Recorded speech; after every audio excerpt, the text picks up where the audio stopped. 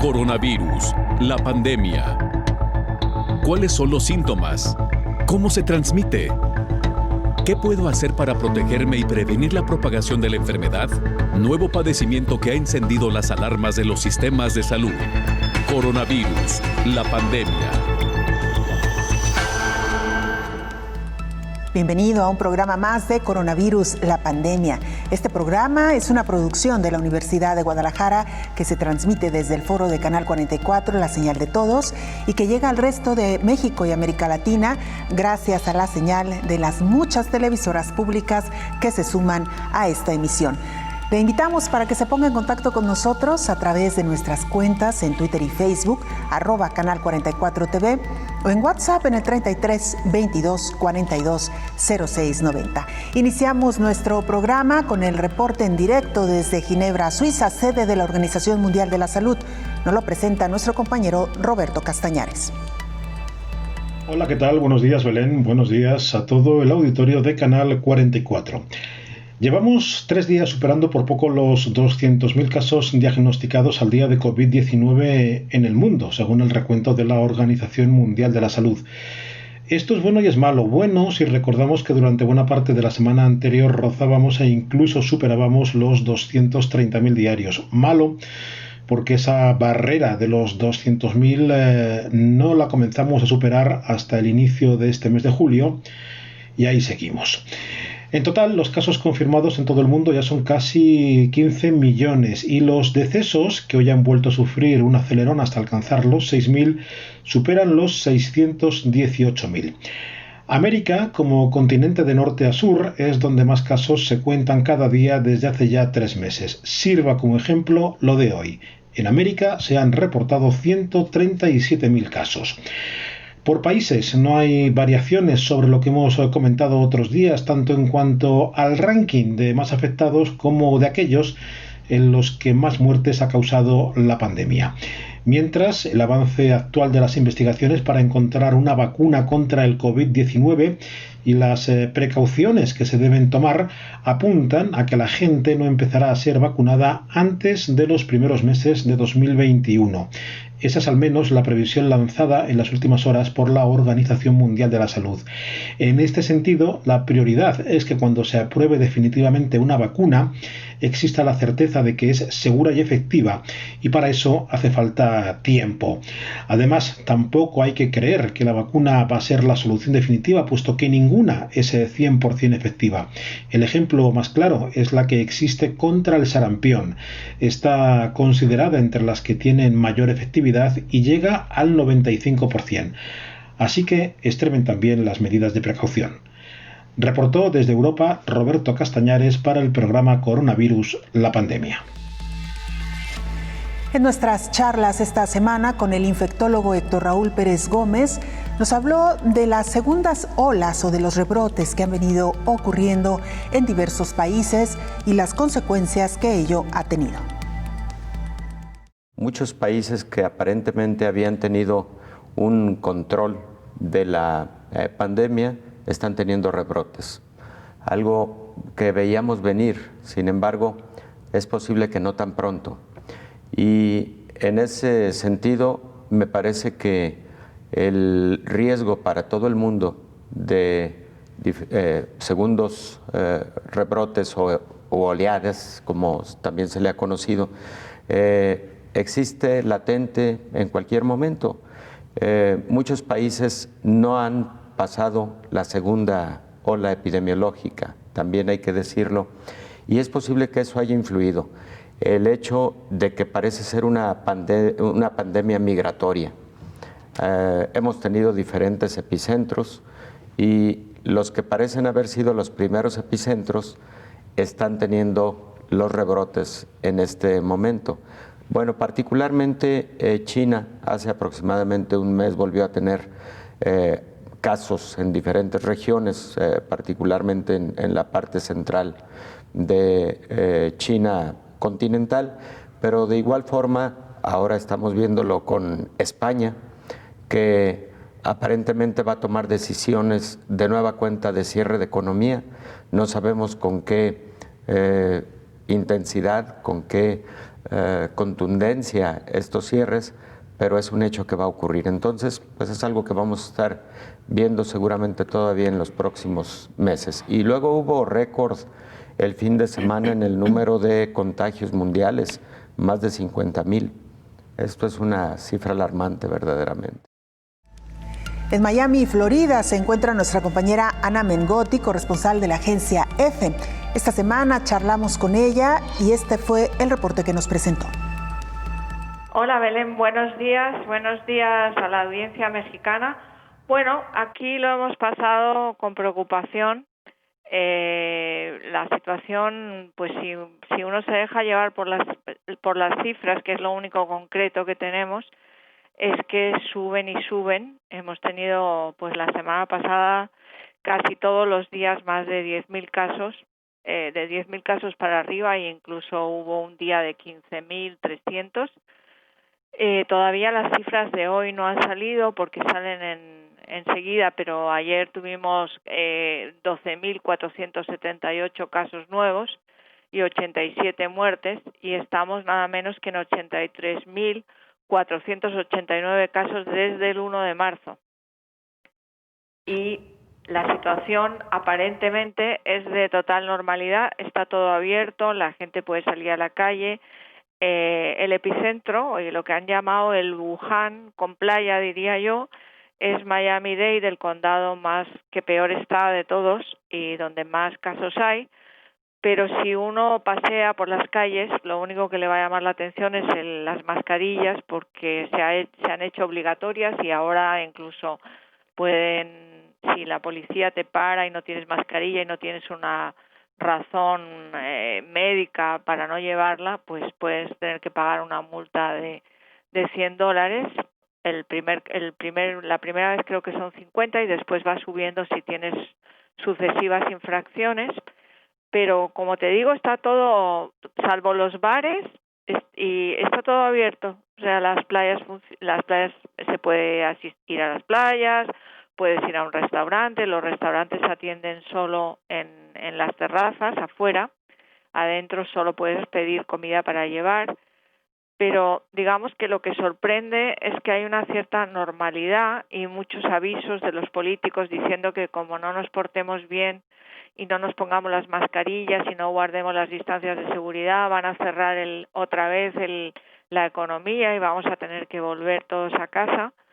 Pero finalmente es como, no sé si en México se dice también, en España se dice el cuento del lobo, ¿no? Que siempre nos están advirtiendo que va a venir, pero por ahora no llega, porque claro, las consecuencias de volver a cerrar la economía son muy graves. Miami es una ciudad de pequeños negocios básicamente y llevan muchos meses ya pues teniendo pocos ingresos. No todos podrían aguantar un cierre. Entonces, los políticos se debaten en si apostarle a la salud o apostarle a la economía, y al final pues tienen que encontrar un equilibrio, que es esta cosa rara de que aparentemente todo es normal, pero todos los días nos encontramos con miles de casos nuevos, cada vez hay más gente que uno conoce que se ha contagiado, y bueno, pues no sé lo que hacen los demás, lo que sí sé es lo que hago yo, y yo lo que hago es trato de cuidarme, pues no salir mucho, más que lo justo y necesario, y ir siempre con mascarilla y procurar evitar pues el contacto directo con personas que no sean las de mi círculo, digamos. Claro.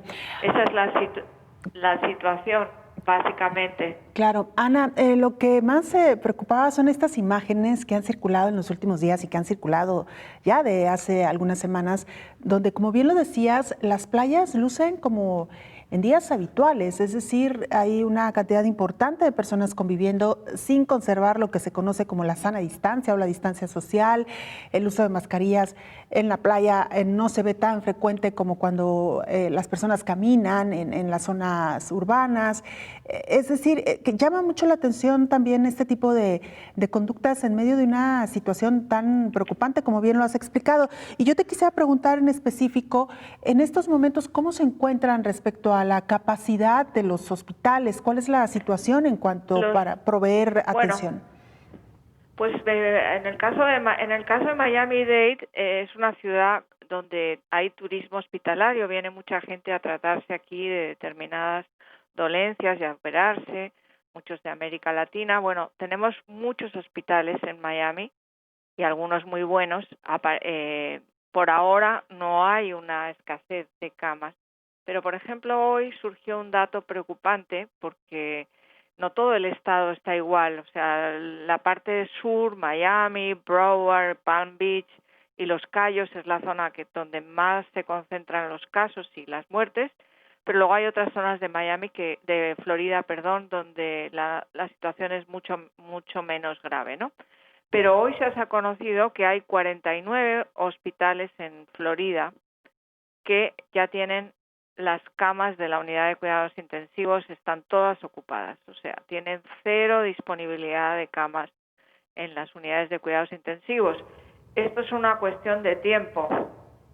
Si los casos siguen subiendo, pues lógicamente el colapso hospitalario es una posibilidad, no solo por las camas, sino por el personal, porque ya había una carencia de personal al parecer antes de la pandemia y bueno, pues el personal está sobreexigido, tienen que hacer dobles turnos, en algunos casos han salido enfermeras y otros profesionales sanitarios diciendo eso, que no pueden más, que están agotados, porque además como aquí esto no es una segunda ola, esto es un repunte, aquí los casos nunca han bajado, lo que pasa es que antes subían de una manera más lenta y ahora ha empezado como una carrerilla que cada día va subiendo más y más, pero nosotros nunca hemos doblado la curva.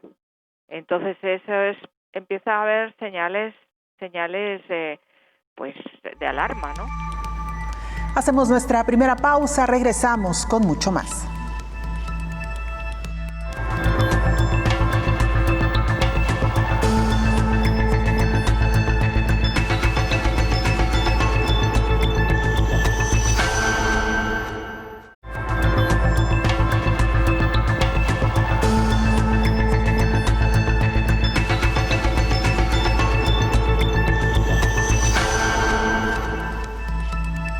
¿Cómo influyen los determinantes sociales en un entorno de COVID-19? Este fue el tema que abordamos también durante la semana y escuchamos y también pudimos repasar algunos testimonios de cómo los determinantes sociales pueden influir para que una persona transite por la enfermedad de manera con muchas más herramientas que otros. Escuchemos el siguiente reporte. La pandemia COVID-19 ha impactado de manera dramática la salud pública del mundo. Tras un tradicional método pasivo, el nuevo coronavirus vino a cambiar la velocidad para tomar decisiones en pro de la humanidad. En las últimas 3 décadas, la globalización, además de generar un proceso de relaciones entre diferentes sectores, salud, economía, medio ambiente, tecnología y sociedad, ha modificado las interacciones humanas. La COVID-19 vino a demostrar que se vive en un mundo sistemático de contrastes, desigualdad e inequidad que impacta en cada sector. Sin embargo, la enfermedad tiene diferentes manifestaciones en las personas de acuerdo al nivel socioeconómico. El padecimiento está condicionado sobre los determinantes sociales de la salud, mismos que son una mirada de la salud pública que debe monitorear, analizar y generar un plan de acción para la toma de decisiones y generar un equilibrio igualitario en el sistema de salud. Aunque la pandemia COVID-19 sumerge a todas y todos, los determinantes sociales encienden los semáforos rojos en la población que no puede elegir conductas saludables ni preventivas.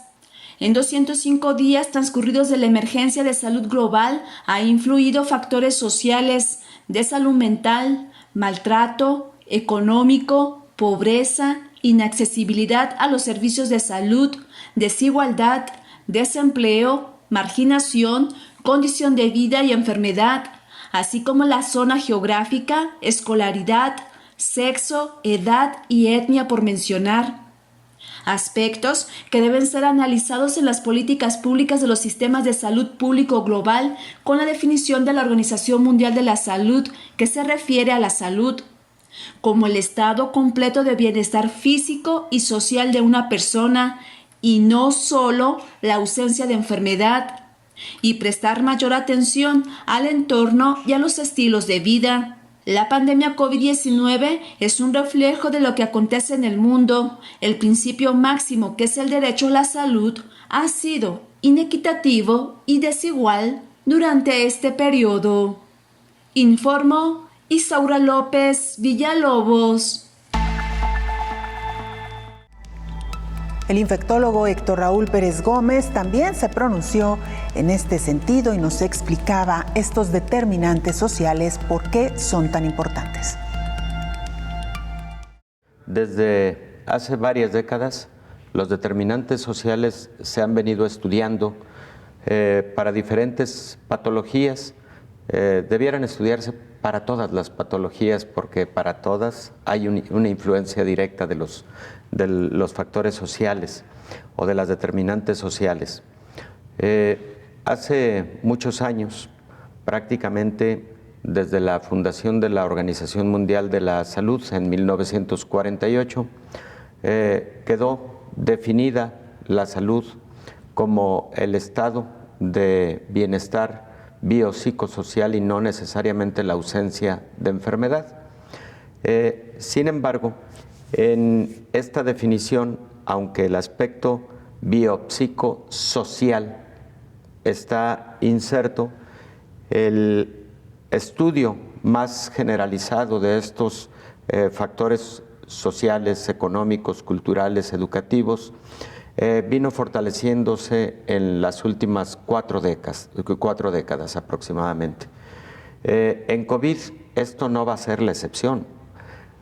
Hay múltiples estudios publicados, como el que apareció aproximadamente el 10 de junio en la revista New England Journal of Medicine, en donde en una población de Luisiana, en los Estados Unidos, en alrededor de 3.500 casos que se presentaron de COVID-19 en una casuística de esta magnitud, se analizaron diversos factores sociales, además de los factores clínicos, y se encontró, por ejemplo, que a pesar de que en esa población en específico el porcentaje de población afroamericana es de solo el 30%, al analizar la casuística de COVID-19,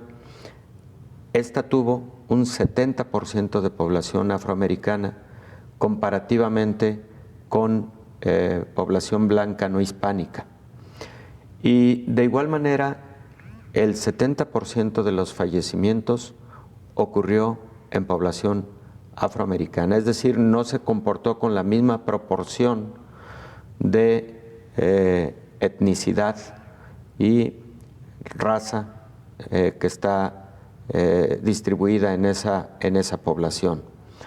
Cuando se hace un análisis más detallado, evidentemente no son solo factores genéticos los que influyeron en esos resultados. Los factores principales fueron los ingresos económicos, la seguridad social, el que hubiera más fácil acceso a los sistemas de salud y además nivel educativo, nivel cultural, y claro que influyeron también comorbilidades y otros aspectos de carácter médico, ¿no? Entonces, ese es solo un estudio. Los ha habido en cantidades a lo largo de esta pandemia con respecto a estos determinantes sociales. Cuando se analiza que la situación socioeconómica puede influir, es precisamente porque pueden existir retraso en la atención si la región geográfica no tiene un adecuado acceso a la salud y particularmente cuando no existe un centro hospitalario de atención especializada, por ejemplo, para pacientes con COVID. Pero de igual manera puede darse la situación de que la frecuencia de COVID se esté presentando más en ciertas poblaciones que no tienen, por ejemplo, suficiente acceso a medios de comunicación, a Internet, a redes sociales que han constituido un mecanismo de información sobre las medidas preventivas. Entonces también en ese sentido influyen los determinantes sociales. Y por otro lado, es evidente que en nuestro estado de salud preexistente las determinantes sociales han tenido un rol fundamental. Por ejemplo, el estado de desnutrición puede ocurrir en países en donde el nivel socioeconómico es mucho menor y por lo tanto un nivel de desnutrición significativo puede representar inmunosupresión y por lo tanto mayor severidad de enfermedades infecciosas. Pero también, por ejemplo, situaciones en donde la obesidad puede ser más frecuente por motivos de educación, conocimientos sobre lo que se tiene que hacer para evitar diabetes, obesidad, hipertensión, etcétera. Y entonces al tener más comorbilidades, por lo tanto, mayor riesgo de COVID y mayor riesgo de una forma de presentación grave de la enfermedad. Las determinantes sociales son muy importantes para todas las enfermedades, no se diga para las enfermedades de impacto alto a la salud pública y en particular las que se presentan como epidemias o como pandemias. Edith Venegas es nuestra compañera reportera en Chile. Ella es periodista del canal 9 Bio Bio y desde ahí nos informaba la situación en este país. ¿Cómo están ustedes? Edith Venegas, un gusto saludarlos desde Chile para informarles sobre los últimos avances del COVID-19 en nuestro país. En Chile ya se habla de una leve mejoría, así es como las autoridades sanitarias de nuestro país han llamado a este proceso que se está iniciando en Chile, donde efectivamente ha existido una baja relevante en los casos de personas contagiadas a nivel país, especialmente en la región metropolitana, donde está la capital de Chile, Santiago de Chile, donde se habían concentrado la mayor cantidad de los casos, la mayor cantidad de fallecidos también por COVID-19.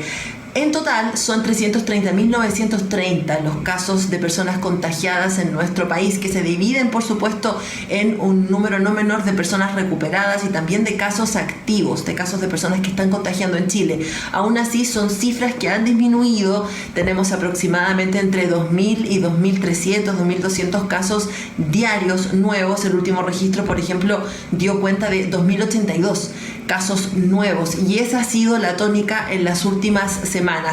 Es por esto que en nuestro país ya se habla de un proceso que las autoridades han llamado paso a paso, donde se podría comenzar en los próximos días y, de acuerdo a las estadísticas y a las cifras de cada una de las comunas de nuestro país, un proceso de desconfinamiento. Ya en Chile hay dos regiones, la región de Aysén y la región de Los Ríos, que comenzaron con una especie de desconfinamiento, permitiendo la apertura de algunos locales comerciales, también restaurantes y algunos cines, pero no con su capacidad completa.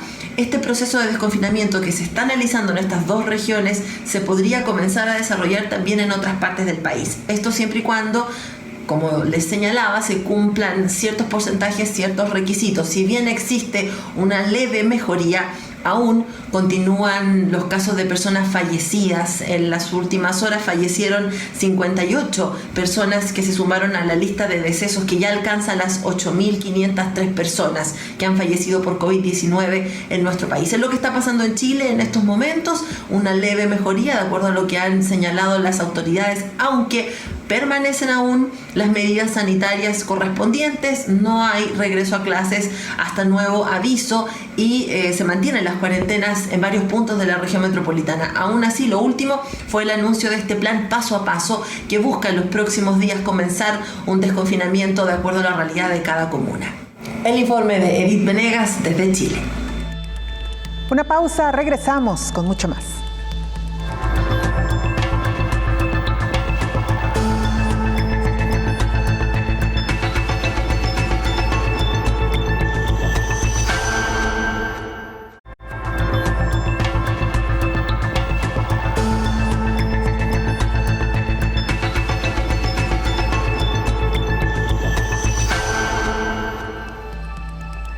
Las personas con alguna discapacidad también son un grupo importante en medio de esta pandemia de COVID-19.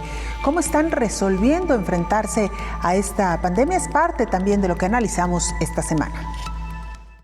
Las personas con discapacidad pueden correr un riesgo mayor de contraer COVID-19 debido a los obstáculos para emplear algunas medidas básicas de higiene, como el lavado de manos. También la dificultad para mantener el distanciamiento físico porque algunos de ellos están en alguna institución, advirtió la Organización Mundial de la Salud. Para algunas personas, los lavamanos son físicamente inaccesibles. Otras tienen dificultades físicas para frotarse bien las manos. El aislamiento físico puede ser imposible para quienes necesitan de apoyo para comer, vestirse o bañarse. La necesidad de tocar cosas para obtener información también los expone. Además, quienes tienen trastornos de salud subyacentes pueden correr mayor riesgo de presentar casos graves de COVID-19. Los Centros para el Control y Prevención de la Salud, CDC en Estados Unidos, explican que las personas con las siguientes características podrían tener un mayor riesgo de infectarse. Personas con movilidad reducida o que no pueden evitar entrar en contacto con otras personas que podrían estar infectadas, como familiares y proveedores directos de apoyo. Quienes tienen problemas para comprender la información o practicar medidas preventivas como el lavado de manos y el distanciamiento social. Además, aquellos que posiblemente no pueden comunicar los síntomas de la enfermedad. Esta población es la que puede verse afectada de una forma desproporcionada con la pandemia debido a que el brote derivó en graves perturbaciones de los servicios de los cuales depende, informó Elizabeth Ortiz. ¿Y por qué algunos grupos de personas, particularmente los que tienen demencia senil, Alzheimer o algún padecimiento mental, son propensos a enfermar de manera más grave por COVID-19? El infectólogo Héctor Raúl Pérez Gómez no lo explicaba. Una guía que de alguna manera le da sustento a las acciones que deben tomarse tanto para proteger a quien sufre una discapacidad como al cuidador. Alrededor del 10% de la población mundial sufre algún tipo de discapacidad. En la mayor parte de los países este porcentaje es homogéneo, alcanza en algunos de ellos hasta el 15%, se presenta más en adultos mayores. Volvemos al tema. Hay discapacidades mayores que significan aquellas que generan incapacidad para la movilización y para algún buen porcentaje del autocuidado, y otras muy relacionadas con la edad, como los trastornos visuales propios de la edad, los trastornos auditivos que acompañan a los adultos mayores, etcétera. Pero sí, en general, quienes sufren una discapacidad lamentablemente tienen mayor riesgo de exposición al virus y eventualmente mayor riesgo de gravedad de la enfermedad. Qué importante es que estas guías ocurran y que sean guías muy adaptadas al contexto de cada región, de cada país, lo cual es diferente de alguna manera. Y por otro lado, esto en cuanto a la nota de Rocío. En cuanto a la nota de Elizabeth, pues me llama mucho la atención respecto de cómo este grupo es muy vulnerable porque no siempre tiene los mejores cuidados en todo el mundo. La discapacidad es atendida con mucha inequidad por países y por regiones. Y esa situación, a pesar de venir trabajando por años y años, no ha logrado estandarizarse y particularmente darle el peso que debe tener como garantía de derechos humanos.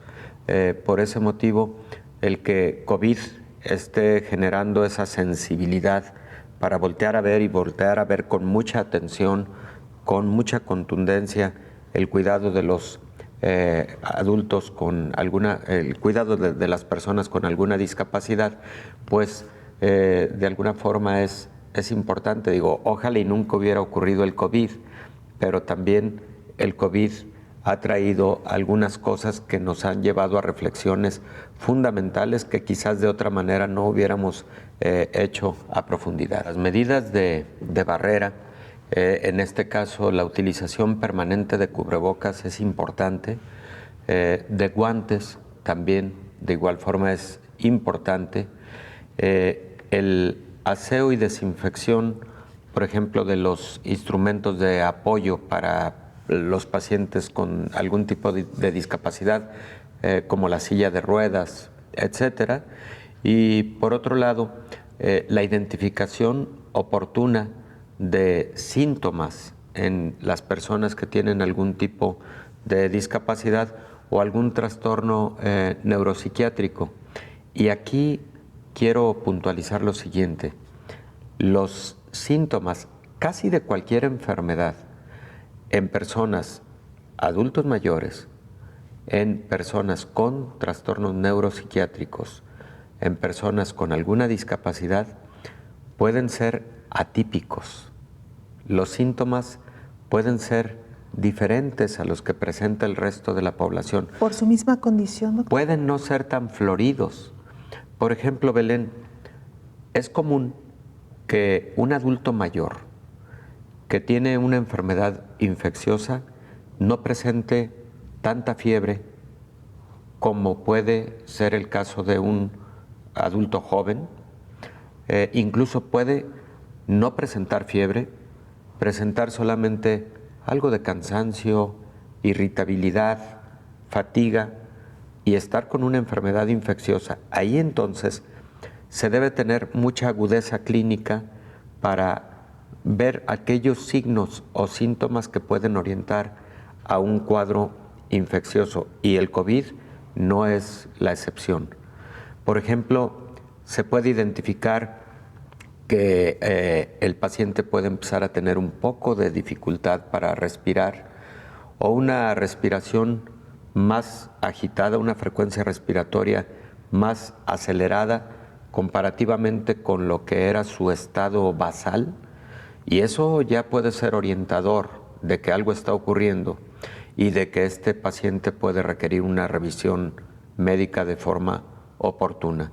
Entonces, pero volviendo al punto específico de el cuidado, pero también la protección del cuidador, porque ese es un binomio muy importante. Un cuidador enfermo, lamentablemente, deja sin el apoyo a una persona que frecuentemente lo requiere y lo requiere de manera exhaustiva. La historia clínica completa que el médico debe recabar para identificar todas las patologías previas o coexistentes que tiene el paciente, en qué consiste con detalle la discapacidad, para de esa manera ayudar con una adaptación del tratamiento y las medidas de cuidado. Por otro lado, es importante señalarle al cuidador o la cuidadora cuáles son los signos de alarma que debe identificarse para que este paciente, por ejemplo, deba ser trasladado a un hospital para recibir atención más exhaustiva, cuando, por ejemplo, se empieza a comprometer la función respiratoria, cuando la oximetría empieza a descender, etcétera, mucha fiebre, hipotensión arterial, todos esos que son signos de alarma deben tener mucha claridad en él o la cuidadora.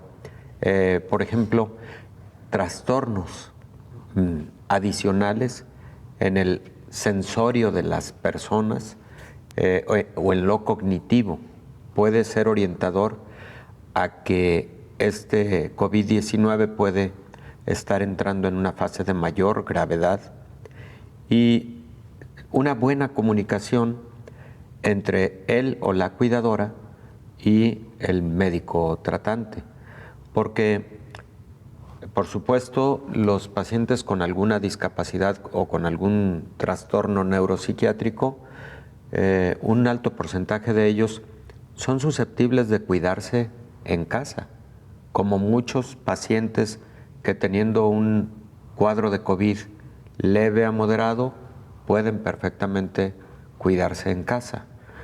Autocuidados, apoyo, etc. Estas personas también podrían estar en esa condición, pero siempre y cuando estemos con un monitoreo muy cercano, por lo que decíamos, Belén, puede haber síntomas atípicos, no tan fácilmente detectables, pero las y los cuidadores de personas con algún tipo de discapacidad o con trastornos neuropsiquiátricos, cognitivos, etc. Y desde aquí un muy gran reconocimiento a ellas y a ellos. Son personas que han tenido tanta sensibilidad clínica para detectar esos detalles. Llegan a conocer tan bien al paciente que cualquier cambio también lo identifican de manera muy rápida. Y habitualmente son personas de mucha entrega, de gran vocación, de un espíritu de servicio, de un espíritu solidario, a prueba de todo. Entonces yo creo que además de estos comentarios, un gran reconocimiento a quienes hacen estas tareas cada día. Nuestro compañero Hernán Gaspari es reportero de la televisora de la Universidad del Mar del Plata en Argentina y desde ahí nos presenta el reporte de lo que ocurre en este país. Hola Belén, ¿qué tal? Saludos para todo el auditorio de Canal 44. Luego del discurso de días pasados del presidente de la Nación junto a los gobernadores de los distritos más afectados, se marcó un cambio significativo en el rumbo de las acciones que viene llevando adelante el gobierno en la lucha contra el coronavirus. Algunos analistas afirman que el gobierno respondió a una demanda de gran parte de la sociedad que comenzó a resistir cada vez más la cuarentena estricta en la que se encuentra gran parte de la población argentina hace ya más de 120 días y que está dejando secuelas económicas y sociales muy pero muy profundas. Por otro lado, los estratos sociales más postergados, que son los más golpeados por la escalada de contagios y a su vez los principales beneficiarios de las acciones de asistencia del gobierno, al parecer son los que más fuertemente sostienen su acompañamiento a las medidas de confinamiento. Lo cierto es que desde ayer, la zona más afectada por los contagios, el denominado AMBA o Área Metropolitana de Buenos Aires, que es la capital federal, y unos 40 importantes municipios de la provincia de Buenos Aires, que concentran un total de un 30% de la población del país, comenzó un proceso de flexibilización escalonada de la cuarentena, permitiendo la vuelta a la actividad de muchas acciones que hasta ahora se encontraban totalmente vedadas.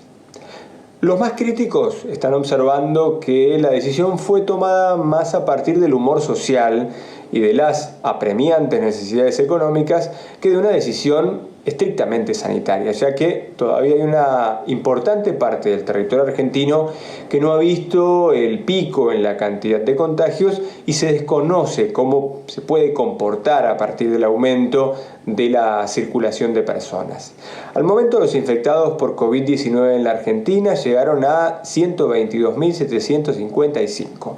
Hubo 2.281 muertes y más de 50.000 personas recibieron el alta y se observa, como decíamos, una realidad muy despareja. Por un lado, provincias enteras donde no hay circulación viral y prácticamente no hay casos de personas afectadas. Y por el otro, la preocupación por focos puntuales que rápidamente se propagan, afectando fundamentalmente a personal de salud y hogares de ancianos. Focos que crecen y por momentos parecen no encontrar techo. Apertura consciente y responsable, más responsable que nunca, con un pie en el acelerador pero el freno de mano cerca, dicen los médicos que están cerca del presidente de la Nación, al tiempo que avalan una flexibilización, atentos a la necesidad socioeconómica y a los aspectos psicológicos del confinamiento. Pero además lo habilitaron apoyados en datos, especialmente en el nivel de ocupación de camas de terapia intensiva. Afirman que, si bien la ocupación subió, no lo hizo pronunciadamente y eso da un margen. En definitiva, los expertos y Alberto Fernández coinciden en que la prontitud y la profundidad de las medidas de aislamiento incidieron fuertemente en el índice de letalidad que presenta la República Argentina. Afirman que contamos con una de las tasas de mortalidad más bajas del mundo y que eso es gracias al tiempo que nos dio la cuarentena. Desde Mar del Plata, Argentina, informó para ustedes Hernán Gaspari. Una pausa y volvemos.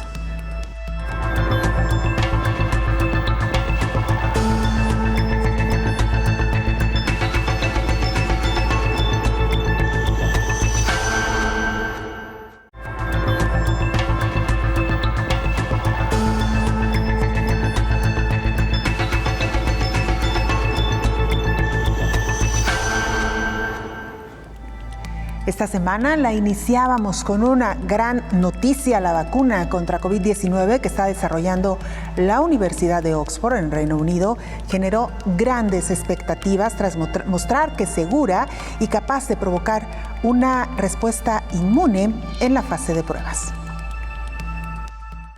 El ensayo con más de 1,000 personas de entre 18 y 55 años de edad, sanos, que recibieron la vacuna que desarrolla la Universidad de Oxford, han presentado resultados iniciales positivos. La fórmula, denominada AZD1222, es elaborada por AstraZeneca en colaboración con científicos de la Universidad de Oxford y hasta el momento no ha presentado ningún efecto colateral grave en los voluntarios. Los resultados preliminares del ensayo sugieren que es segura e induce una respuesta inmune. La vacuna provocó una respuesta de anticuerpos dentro de los 28 días y una respuesta de células T dentro de los 14 días, según un comunicado de la revista médica The Lancet. El ensayo se realizó en 5 hospitales del Reino Unido desde finales de abril hasta mayo. Los participantes recibieron la vacuna del COVID-19 o la vacuna conjugada meningocócica como grupo de control. Sin embargo, los investigadores aclararon que se necesita más tiempo e investigación antes de poder confirmar que la vacuna protege eficazmente contra la infección por SARS-CoV-2 y por cuánto tiempo dura la protección. Este biológico es una de las 23 vacunas contra la COVID-19 que se encuentra actualmente en ensayos clínicos en el planeta, según la Organización Mundial de la Salud, informó Rocío López Fonseca.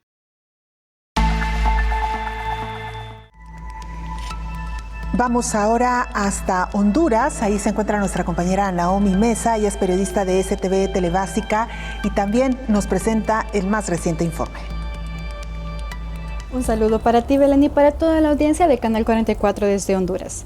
Luego de 4 meses de comenzar el toque de queda por casos positivos en el país, estamos por llegar a los 34,000 casos positivos. Nos alegramos informar que más de 3,800 personas se han recuperado con éxito. Sin embargo, lamentamos el deceso de 900 compatriotas. De los casos activos, 1,582 se encuentran hospitalizados. De estos, 988 están en condición estable, 537 en condición grave y 57 en cuidados intensivos. La alerta roja y el toque de queda para todo el territorio hondureño se extiende hasta el 26 de julio y las medidas de circulación segmentada continúan. Se sigue tomando en cuenta el último dígito de identidad, saliendo un dígito por día. Continúan las caravanas de autos en varios puntos del país como forma de protesta, exigiendo saber dónde está el dinero que el gobierno aprobó para combatir la pandemia del COVID-19. Pero luego de 120 días, la población exige que no se mira en qué se ha invertido dicho presupuesto. El gobierno, por su parte, inicia el programa denominado Fuerza Honduras. Es una iniciativa del mandatario Hernández que, además de fortalecer el sistema primario de salud, busca combatir la propagación del coronavirus por medio de la instalación de centros de triaje, el fortalecimiento de los centros de asistencia temporal, la conformación de brigadas médicas y contratación de personal médico sanitario. Iniciando este lunes 20 de julio con transferencias para las primeras 12 municipalidades. Fuerza Honduras es la iniciativa para distribuir 250 millones de lempiras a los 298 municipios del país para el montaje de centros de triaje y brigadas médicas. Otros 200 millones de lempiras lo sumaría a las alcaldías con el 45% de las transferencias municipales. Sin embargo, el Consejo Nacional Anticorrupción publicó el 8º informe denominado La corrupción en tiempos de COVID, donde afirma que el costo real de los hospitales móviles adquiridos por inversión estratégica de Honduras es de $14 millones y no $47 millones como se pagó. El informe explica que el aumento corresponde a la comisión por intermediación. La semana pasada arribó al país la embarcación con 2 hospitales móviles y se espera que para agosto lleguen al territorio hondureño los 5 hospitales restantes que se enviarían en 2 barcos.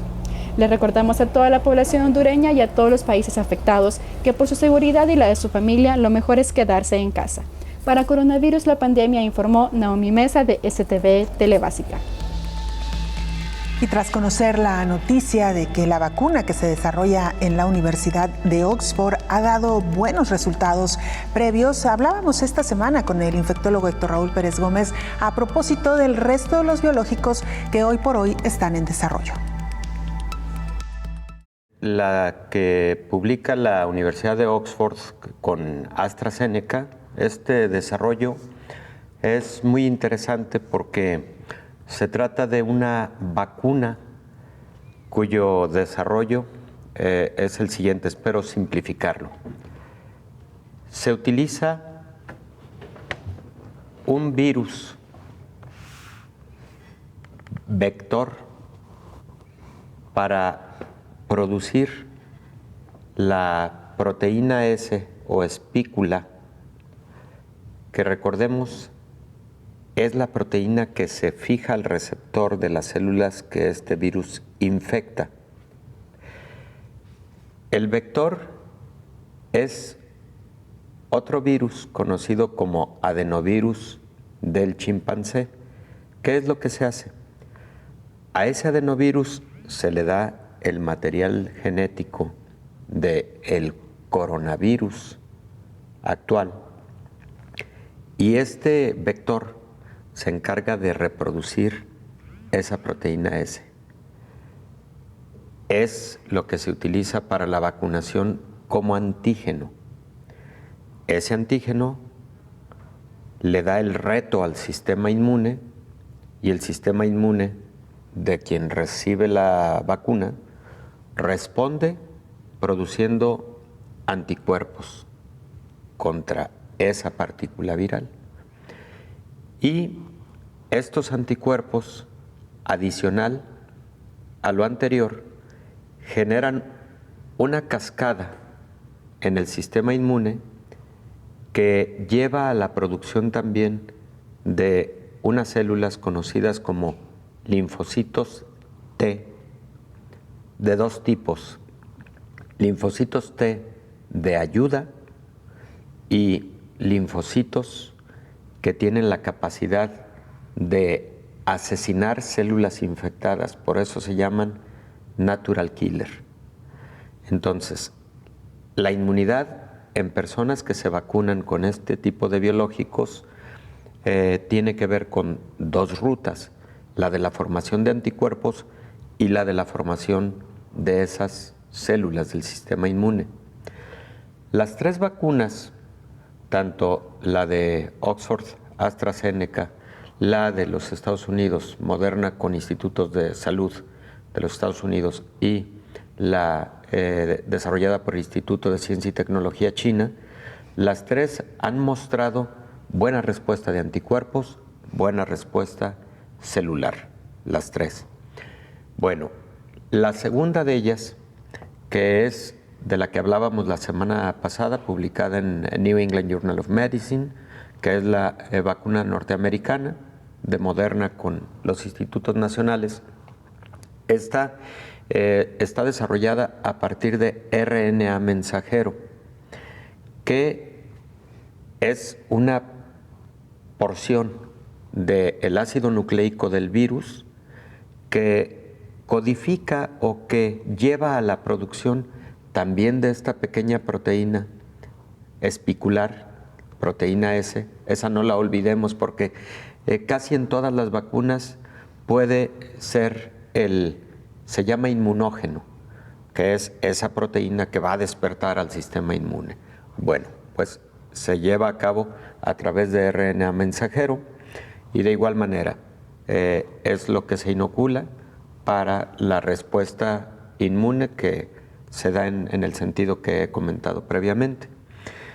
La que es un poco diferente es la que está desarrollando China, publicada ayer también en Lancet, en donde lo que están utilizando sí son partículas virales, pero atenuadas, digamos, inactivadas para que tengan mayor seguridad. Y al administrarse este tipo de vacuna, la respuesta inmune es básicamente en el mismo orden, vamos. Primero anticuerpos que detectan a estas proteínas de la superficie, etcétera, y luego la respuesta celular. En una vacuna es muy importante las dos respuestas. La respuesta inmune con anticuerpos se conoce como respuesta inmune humoral y la respuesta inmune celular. ¿Por qué motivo? Porque las dos pueden generar memoria, sobre todo los anticuerpos de tipo IgG, pero la respuesta celular genera mucha memoria, porque las clonas de células del sistema inmune, sobre todo linfocitos que se crean a partir de una infección o de una vacunación, pueden persistir como una memoria inmunológica por mucho tiempo y pueden seguir respondiendo ante un nuevo inóculo viral. Las grandes preguntas, lo que todos nos preguntamos, duración de esta respuesta, ¿no? Sí, la inmunidad. ¿Cuánto tiempo de inmunidad tenemos? ¿Cuánto tiempo? Ahora, Belén, la mayor parte de vacunas que en la actualidad se utilizan de forma universal tienen refuerzos. Vacuna el día 1, luego a lo mejor un refuerzo al mes, luego otro refuerzo a los 3 o a los 6 meses, y frecuentemente ocurren revacunaciones a los 3 o a los 5 años. Pues es precisamente por esto, porque no todas las vacunas garantizan en una sola dosis inmunidad perenne. Entonces, tampoco nos alarme que se puedan estar requiriendo refuerzos. Creo que en esas nos viéramos, pero ya tenerla. Nos despedimos, no sin antes presentarle la siguiente información. Se ha hablado mucho sobre la responsabilidad que se tuvo en algunos laboratorios en China para haber creado o para haber permitido que un virus como el nuevo coronavirus escapara. Sin embargo, habla el director del laboratorio de Wuhan, quien ha sido responsabilizado de haber dejado escapar el virus. Él dice que sin autorización ni un mosquito podría entrar o salir del laboratorio. Escuchemos. El laboratorio de Wuhan, acusado de haber dejado escapar el coronavirus que provocó la pandemia, defendió su inocencia. En un reportaje emitido por la televisión estatal china, su director destacó las medidas de seguridad del lugar. Sin autorización, ni siquiera un mosquito puede colarse en el laboratorio y ninguno de nuestros investigadores puede sacar ni una gota de agua ni un trozo de papel. Cuando algunas personas especularon que podríamos sacar animales experimentales para venderlos o que estos animales podrían escapar de nuestro laboratorio, no tenían idea sobre el manejo y las operaciones del laboratorio. La teoría que tiene más consenso es que el virus tendría su origen en un murciélago o un pangolín y que luego pasó al hombre. El lugar probable de contaminación sería un mercado de Wuhan donde se vendían animales salvajes vivos. Pero algunos han apuntado al laboratorio, inaugurado en 2017 y que trabaja con cepas de virus especialmente peligrosas. El director consideró natural que el lugar sea sospechoso porque es el que está más cerca del epicentro de la pandemia, pero aseguró que confía en que los rumores se disiparán progresivamente. La epidemia ya ha contaminado a 12 millones de personas en el mundo, con más de 500.000 de fallecidos. Estados Unidos y Australia, entre otros países, acusan a China de falta de transparencia y pidieron una investigación internacional sobre el origen del virus. Hasta aquí llegamos con esta emisión. Muchas gracias por habernos acompañado. Le invitamos para que nos sintonice en el siguiente programa de Coronavirus, la pandemia. Hasta entonces. Coronavirus, la pandemia.